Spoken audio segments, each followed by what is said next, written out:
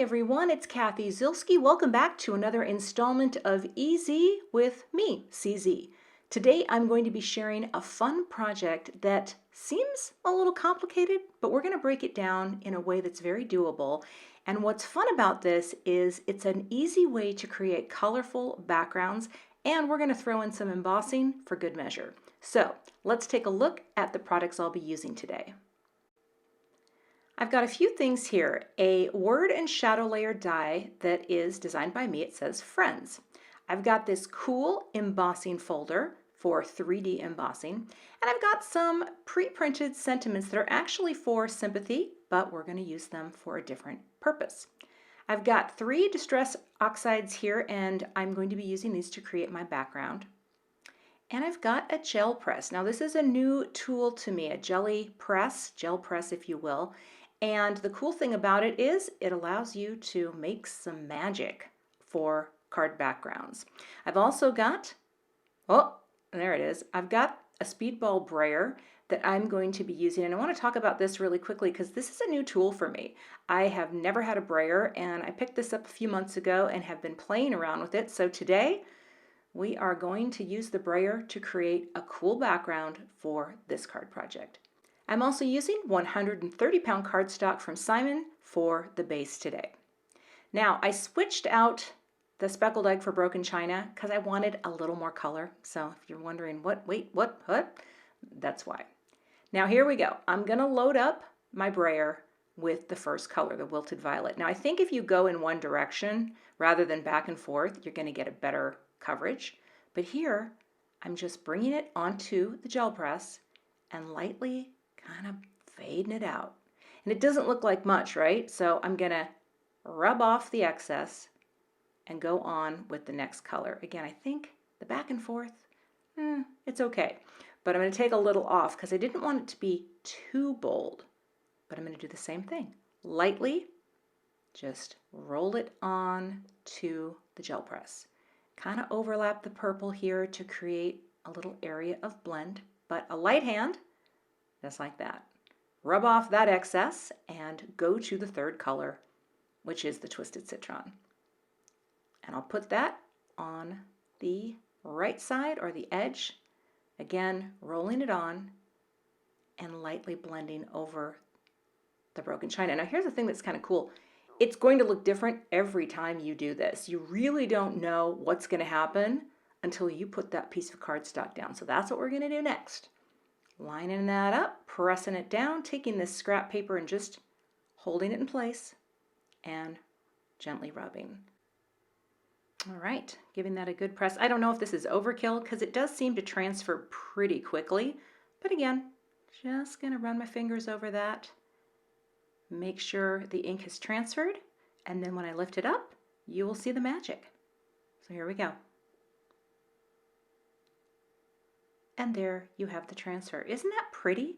It's just kind of funky. I don't think I would have gotten this look from blending. So we're going to take this panel and we're going to pop it into the 3D embossing folder. Just going to line that up, position it, and close it up. Now I'm going to show you where I keep my Gemini Junior here to share the sandwich. I've got just a cutting plate and the the magnetic mat. And that's all you need with these particular embossing folders. Going to run that through, and that is going to be the right amount of pressure to emboss that pattern into the cardstock. And here's what it looks like. Isn't that cool?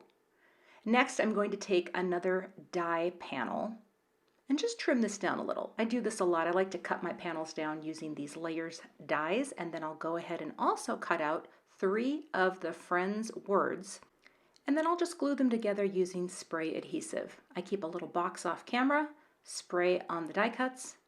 Once I get that adhesive on, I can layer them together. So I've got 3 here because I thought that would be a nice amount of dimension for this greeting. But here's the thing. I don't want to use the word friends. I want it to say friend. So all I'm going to do is take my sharp scissors, line up right on that little serif edge of the D, and cut off the S.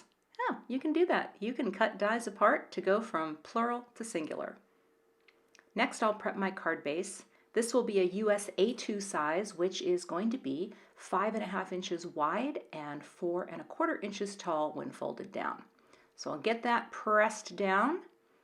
I've got 3 pieces of foam tape on the back of my blended panel, and I'm just going to pop that down right in the center of this card base. Nice bit of framing margin space around my pretty blended panel. And now I'll pick my sentiment. Now again, this is a sympathy set, but I thought it would be nice to pull one of these out with a greeting combined with friend, because I'm going to send this to a friend who, well, I'm keeping in my thoughts. And literally, I will be checking in on her. So I'm going to use this sentiment label die to perfectly cut it out. And here's a quick tip. Once you have it cut out, you can bring it to your paper trimmer, line up right on the furthest most letter to the right and cut. Flip it, pop it back in, and repeat. And what this does is it gives you perfectly spaced greetings from side to side, just like that. Now these are printed on white cardstock, so what I like to do is take a dark marker, this is a Copic T10, and just color over the edges to give that illusion of solid black cardstock with the white greeting on top. Next, I will line up friend. I've got adhesive on the back of that, and I'll grab my T-square here just to quickly bring it up and make sure that that is straight. Press that down. And then, of course, we cannot forget about the tittle, right? The dot over the I. So I'll just stack these right onto the card base because they're so tiny that I think it would be hard to stack them individually, you know, and then glue them on. So just when you've got a little tiny thing like the dot over the I, just glue it right to the card base and stack that way. Looks great. And the final step to finish the card is to add the little I will be checking on you strip. I have some thin foam squares on the back just to give that a little bit of dimension. Get that perfectly lined up. And that is my finished card project. So you can see all that texture, the cool background that came from using the Brayer. And again, it's actually a pretty fast way to create some really interesting looks for panels for the backs of your cards. So I appreciate you watching today. Be sure to subscribe to the Simon Says Stamp YouTube channel, and I'll see you back here with another card project soon.